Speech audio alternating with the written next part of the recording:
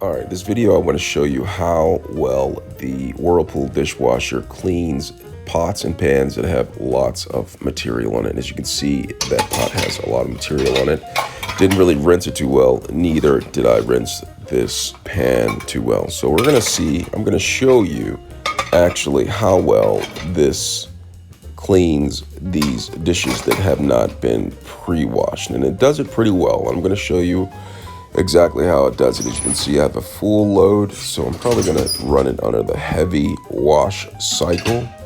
I'm just going to add a few more dishes to this on top and get started. It seems like it's pretty much overloaded, but this dishwasher pretty much does a really good job. All right, so we're going to put that in there, and then I'm going to open up a new can of dish detergent. All right, so I'm going to open that up, and then I'm going to place the pod inside of there, and then I'm just going to go ahead and close it, but I'm going to make the settings. I'm going to go to heavy, and then I'm going to do sandy rinse, heat dry, and high temperature wash. Now this is going to really clean the dishes well. So let's go ahead and shut it, and I'll show you the results.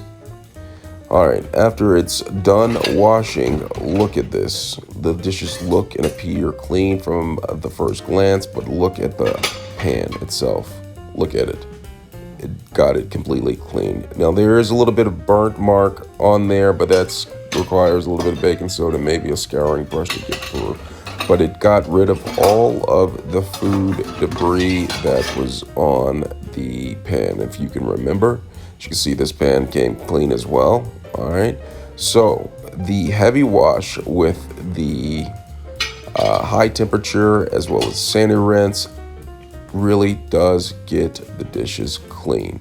As you can see, there's no food anywhere on any of the dishes. The dishes on the top are also clean. Let me know if you have any questions.